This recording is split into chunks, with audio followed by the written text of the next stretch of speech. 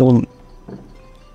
Rina adalah seorang janda muda, janda kembang, duduk termenung di rumah kontrakannya yang sempit. Dari ponselnya ia melihat media sosial, melihat foto mantan sang suami yang kini tampak bahagia bersama seorang wanita lain. Jadi ini hidupmu sekarang, Haris. Hidup yang penuh kebahagiaan tanpa sedikit pun beban, tanpa sedikit pun rasa bersalah. Sementara aku harus bertahan di sini di tempat yang sempit ini sendirian tanpa siapapun yang peduli. Lucu sekali. Dulu kau bilang tak akan pernah meninggalkan aku. Kau bilang akan selalu bersamaku dalam susah maupun senang. Tapi lihatlah sekarang, aku di sini dan kau ada di sana, tersenyum bahagia di sisi wanita lain. Hati Rina dipenuhi rasa iri dan dendam. Ia merasa tidak adil bahwa mantan suaminya bahagia sementara ia harus berjuang sendirian. Apa yang dia miliki yang tidak aku miliki? Apa dia lebih cantik dariku, lebih baik dariku, atau mungkin kau hanya butuh alasan untuk meninggalkan aku dan mencari yang baru, kan? Haris, dasar laki-laki brengsek. Kau bisa dengan mudah melupakan semuanya, melupakan janji-janjimu, melupakan aku. Rina menaruh ponselnya dengan kasar di kasur kemudian menatap langit-langit. Aku yang menahan semua sakit ini sendirian. Aku yang harus bertahan mencari uang untuk sekadar makan. Sementara kau hidup enak. Kau bisa tersenyum. Kau bisa bahagia seolah aku itu tidak pernah ada di dalam hidupmu, Haris. Seolah semua yang kau lalui itu dulu hanyalah angin lalu. Aku tidak akan diam saja lihat. Kau pikir aku akan membiarkanmu begitu saja? Tidak, Haris, tidak. Kau harus tahu bagaimana rasanya menderita, bagaimana rasanya dikhianati, dan bagaimana rasanya ditinggalkan begitu aja. Aku gak akan membiarkan kau hidup bahagia setelah semua yang kau lakukan padaku, Haris.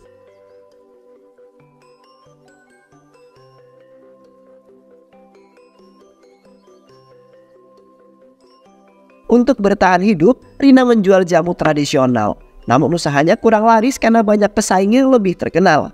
Kenapa begini terus? Kenapa tak ada yang mau mampir ke warung jamuku?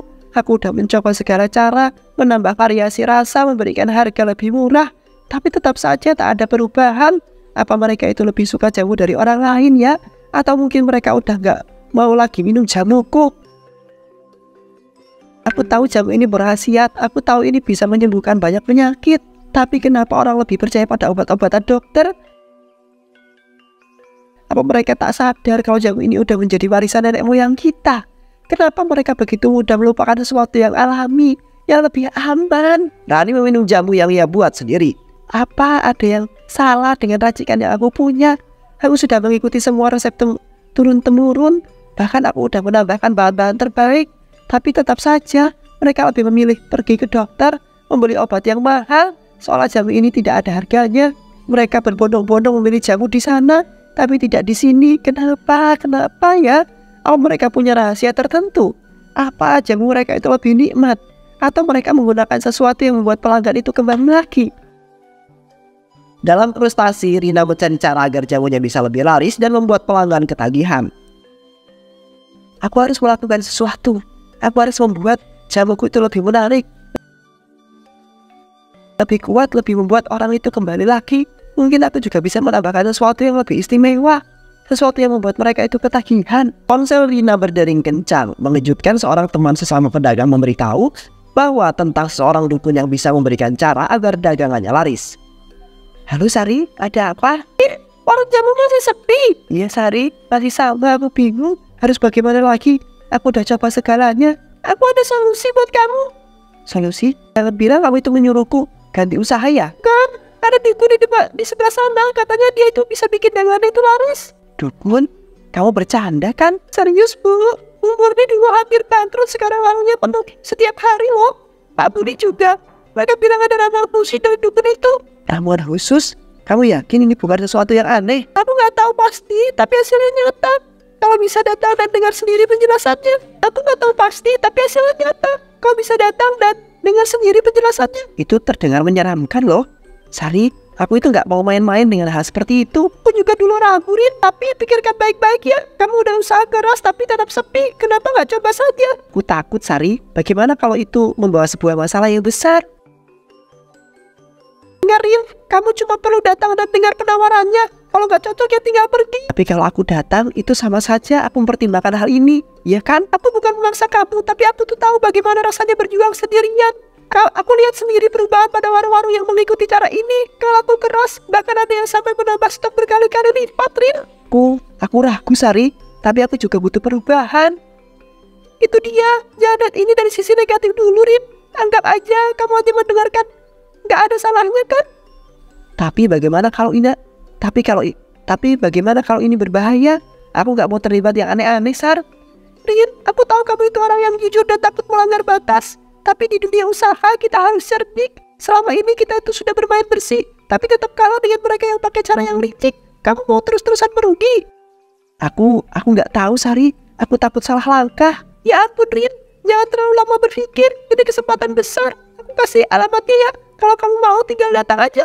Kalau enggak ya sudah. Tapi jangan menyesal kalau usaha kami itu tetap begini-begini aja. Baiklah, aku akan pikirkan lagi, Sari. Dan kelamaan ya, Rin. Kesempatan tidak akan datang 2 kali.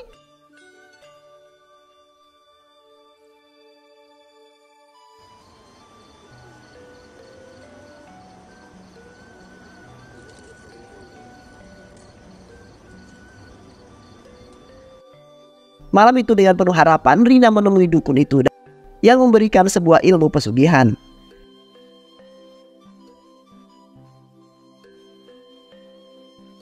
Sudah kuduga, kau akan datang, Rina. Masuklah. Mbak udah tahu siapa saya? Aku tahu banyak hal. Aku tahu hatimu itu gelisah. Aku tahu warung jamumu itu sepi. Aku tahu kau ingin berubah. Mbak benar bisa membantu saya. Aku bukan hanya bisa membantumu, aku juga bisa mengubah nasib hidupmu, Rina. Bagaimana caranya, Mbak? Ada ilmu pesugihan yang bisa membuat para pelanggan selalu kembali. Mereka akan ketagihan dengan jamu yang kamu buat. Tapi bagaimana? Apakah ini aman, Mbak? Dan tidak ada efek sampingnya, Mbak? Tidak ada yang gratis di dunia ini, Rina. Segalanya memiliki harga. Apa syaratnya, Mbak? Kau harus meneteskan ASI milikmu ke dalam jamumu. Apa? Kenapa harus itu, Mbak? ASI seseorang janda memiliki energi gaib yang kuat. Energi itu akan membuat siapapun yang meminumnya selalu kembali. Mereka tidak akan berhenti membeli jamumu. Tapi ini terdengar aneh, Mbak. Bagaimana kalau ketahuan? Tidak ada yang akan tahu. Kau hanya perlu melakukannya dengan niat kuat. Keputusan ada di tanganmu, Rina. Mau tetap miskin dan usahamu bangkrut, atau mengambil kesempatan ini dari hidup berkecukupan. Ini terlalu berat, Mbak. Apakah tidak ada cara lain? Tidak ada yang sekuat ini. Ini cara yang paling ampuh. Jika kau ragu maka pergilah. Tapi jika kau ingin sukses, lakukan apa yang aku katakan. Salah dan benar adalah soal sudut pandang saja. Yang penting kau itu bisa berhasil, bukan? Jika aku setuju, kapan aku bisa harus mulai, Mbak? Semakin cepat semakin baik. Setiap hari yang kau tunda adalah rezeki yang kau buang. Ya sudah deh, Mbak, aku setuju. Aku bakal ikutin semua persyaratannya itu. Rina merasa ragu, tetapi ambisi dan rasa irinya terhadap kebahagiaan mantan suaminya mendorongnya untuk melakukan ritual tersebut. Setiap malam Rina melakukan ritual khusus sebelum memerah ASINya untuk dicampurkan ke jamu yang ia jual. Ini bukan hal yang mudah, tapi aku sudah terlalu jauh untuk mundur. Aku tidak akan kembali ke hidup yang penuh kesengsaraan. Aku tidak akan membiarkan mereka meremehkan aku lagi. Jika ini harga yang harus kubayar, aku akan menerimanya. Rina menyelupkan tangannya ke dalam air menyiramkan tubuhnya perlahan. Ia merasakan hawa dingin menusuk ke kulitnya. Tapi ia tetap melanjutkan ritual. Dukun itu bilang aku harus melakukan setiap malam sebelum mencampurkan ASI ini ke jamu. Katanya energi dari ritual ini akan memperkuat pengaruh jamu itu. Aku masih tidak mengerti bagaimana semua ini bisa bekerja. Tapi aku juga tidak bisa menyangkal hasil yang dijanjikan.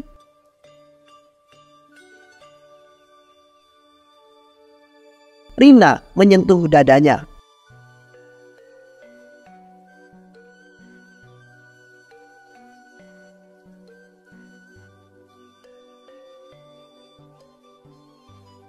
Si seseorang janda, aku nggak mengerti dan nggak pernah berpikir bisa menjadi kunci kesuksesan.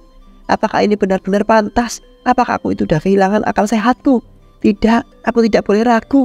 Aku sudah terlalu lama hidup dalam kesulitan. Aku ingin menang. Aku ingin melihat mereka yang dulu meninggalkanku menyesali perbuatannya. Setiap malam Rina melakukan ritual khusus sebelum memerah ASINya untuk dicampurkan ke dalam jamu. Mulai sekarang aku harus melakukan ini dengan sepenuh hati. Aku nggak boleh goyah. Nggak ada yang boleh tahu dan tidak ada yang boleh curiga. Aku hanya perlu menjual jamu seperti biasanya, tersenyum seperti biasa dan menikmati hasilnya.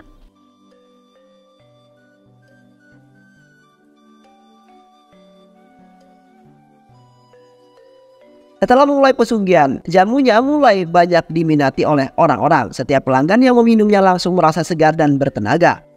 Bu Rina, saya mau pesan 3 botol jamu yang kemarin ya. Wah, rasanya khas banget. Saya juga ya Bu Rina, tolong 2 botol buat saya. Sejak minum jamu itu badan saya rasanya lebih segar dan kuat. Hei, jangan nyela. Saya duluan di sini. Bu Rina, saya pesan 5 botol sekalian buat tahu di rumah. Tenang semuanya. Jamu tersedia untuk semua orang. Satu-satu ya, biar saya itu bisa melayani dengan baik. Saya sudah antri sejak subuh loh Bu. Jangan sampai kehabisan. Kemarin saya telat dan pas saya kesini jamunya sudah habis. Makanya sekarang saya itu datang lebih awal. Bu, saya itu benar-benar gak bisa sehari tanpa jamu ini. Rasanya itu bikin badan itu enteng banget. Ada rahasia khusus ya Bu ya? Ah, tidak ada rahasia apapun kok Pak. Semua ini karena bahan alami yang berkualitas yang saya gunakan. Jamu yang baik memang harus dibuat dengan hati. Kalau begitu hati Bu Rina ini luar biasa ya. Soalnya jamunya itu bikin ketagihan. Saya sampai rela antri panjang loh. Dulu saya nggak pernah minum jamu, tapi setelah coba jamu Bu Rina rasanya itu beda. Badan jadi lebih segar, pikiran lebih jernih.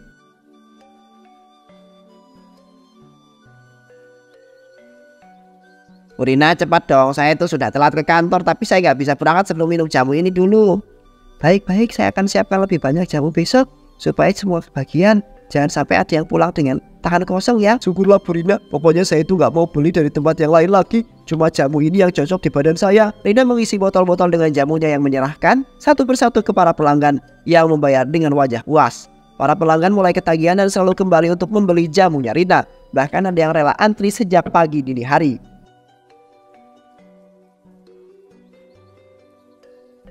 Beberapa hari kemudian, Rina mulai mendapatkan keuntungan yang sangat besar, membuatnya semakin yakin bahwa pesugihan ini adalah jalan yang terbaik.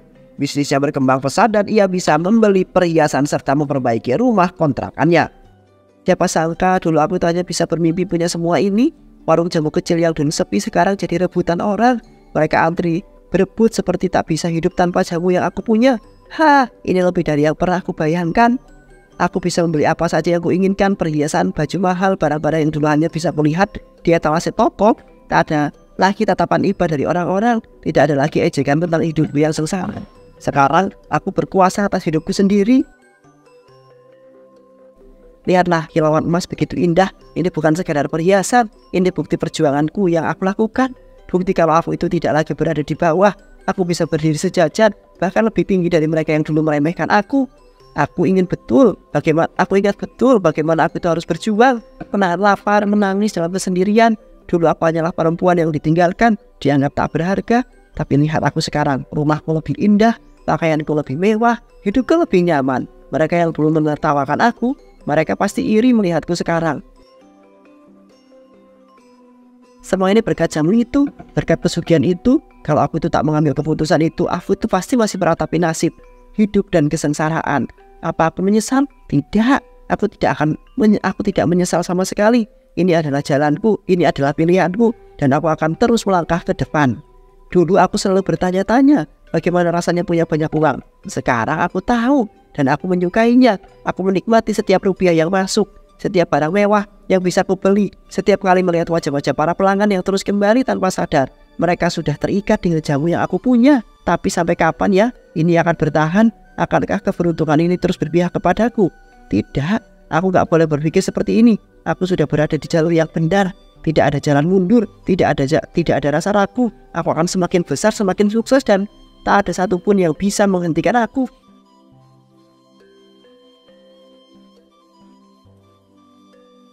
Beberapa pedagang jamu lain curiga dan merasa ada yang tidak wajar dengan dagangan yang Rina miliki. Tapi mereka tidak bisa membuktikannya. Ini gak masuk akal. Dulu warung Rina itu sepi, sekarang pelanggannya mengalir setiap hari. Ya, aku juga merasa aneh. Bahkan para pelanggan tetapku sekarang lebih memilih jamunya Rina. Katanya rasanya bikin ketagihan. Aku udah jualan jamu bertahun-tahun, pakai bahan yang terbaik, racikan turun-temurun, tapi tak pernah ada pelanggan yang berebut seperti itu. Ada sesuatu yang tidak beres di sini. Kalian sadar nggak? Sekarang para pelanggan kita itu makin sedikit. Aku sampai rugi bulan ini. Kau benar, gak mungkin jamu itu bisa bikin orang itu sampai aktif dari pagi buta. Aku udah coba jamunya, memang enak, tapi rasanya ada yang berbeda. Soalnya setelah minumnya, aku ingin beli lagi dan lagi. Kau pikir itu pakai penglaris? Aku nggak tahu, tapi aku udah dengar desas-desus dari beberapa pelanggan. Mereka bilang setelah minum jamu Rina, Mereka merasa lebih segar, lebih kuat, seolah-olah ada sesuatu yang membuat mereka itu ingin terus datang. Aku dengar ada yang rela antri sejam lebih loh, padahal dulu mereka itu tidak pernah serajin itu untuk beli jamu. Kalau memang ada yang laris harusnya ada tanda-tanda aneh, bukan. Tapi aku belum melihat apapun yang mencurigakan di warungnya. Itu dia masalahnya, kita semua curiga, tapi tidak ada bukti. Kita tidak bisa menuduh tanpa alasan. Kita harus cari tahu. Kalau ini benar, kita tidak bisa diam saja. Tapi kalau ternyata hanya keberuntungan semata, kita juga harus menerimanya.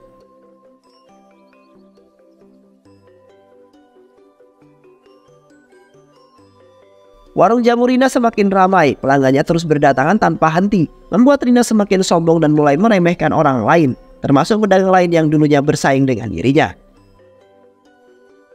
Rina, kau benar-benar luar biasa sekarang ya, kamu makin besar, para pelanggan makin banyak. Tentu saja, apa kalian pikir aku itu akan tetap jadi penjual kecil seperti kalian? Warungku selalu dipenuhi, sementara kalian, udahlah, jangan memalukan diri sendiri di hadapanku. Maksudmu jamu kami nggak enak? Aku nggak perlu menjawab pertanyaan bodoh seperti itu. Fakta sudah berbicara. Orang-orang berbondong-bondong ke sini, bukan ke warung kalian yang sepi. Jadi ya silahkan simpulkan sendiri ya. Kami udah berjualan bertahun-tahun, Rina. Tidak mudah bagi kami untuk menyerahkan begitu saja. Bertahun-tahun? Dan hasilnya apa? Warung kecil, pelanggan yang itu-itu aja. Untung pas-pasan. Aku tak mengerti kenapa kalian itu masih bertahan. Kalau aku jadi kalian, aku udah angkat tangan sejak dulu. Kau berubah, Rina. Dulu kita sama-sama berjuang, saling membantu. Sekarang kau malah merendahkan kami. Saling membantu? Kalian lihat itu bisa sukses karena kalian.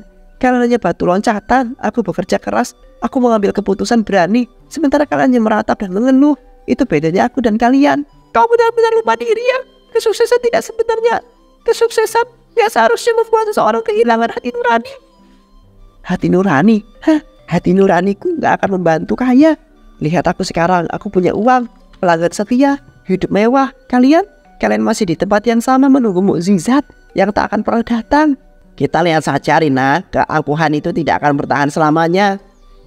Kalian boleh saja iri, tapi aku tidak akan peduli. Aku ada di puncak sekarang, dan tak ada yang bisa menjatuhkanku. Kalian hanya bisa menonton dan menangis. Rina hanya tertawa mengabaikan tatapan kecewa para pedagang lain. Dalam hatinya ia merasa menang dan tidak peduli siapa yang harus ia injak.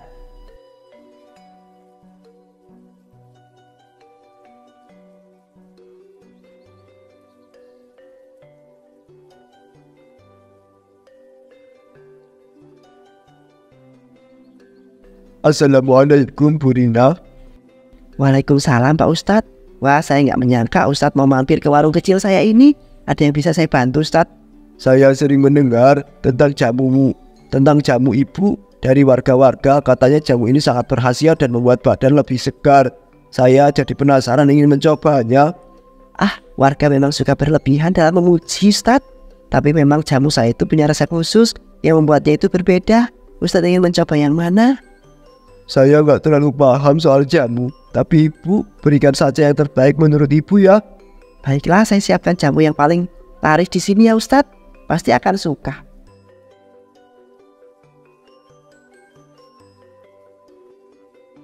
Rina merasa sedikit cemas karena ada aura berbeda dari sang Ustadz, tetapi tetap melayani seperti para pelanggan lainnya.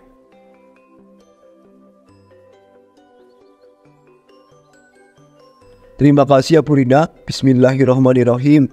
Ustadz perlahan meminum jamu tersebut. Rasanya enak dan menyegarkan. Nggak heran banyak warga yang menyukainya. Alhamdulillah kalau begitu. Memang saya selalu berusaha memberikan yang terbaik untuk pelanggan, Ustadz. Jamu kamu ini memang luar biasa. Tapi saya penasaran, Bu Rina, apa rahasia dibalik keistimewaannya ini? Gak ada rahasia apa-apa Ustadz. Hanya bahan-bahan alami dan resep-resep turun-temurun dari keluarga saya. Oh begitu ya, menarik. Apa yang terjadi? Kenapa Bu Rina tiba-tiba seperti itu? Ada sesuatu yang gak beres dengan jamu ini, bukan? Apa maksudnya Ustadz? Ustadz itu menghampiri Bu Rina yang terbaring di lantai dan memeriksanya. Apa ini ada hubungannya dengan sesuatu yang gaib, Ustadz? Ada sesuatu yang ingin Anda ceritakan kepada kami? Namun tiba-tiba saja tubuh Rina diselimuti api yang berkobar hebat. Orang-orang di warungnya sangat panik.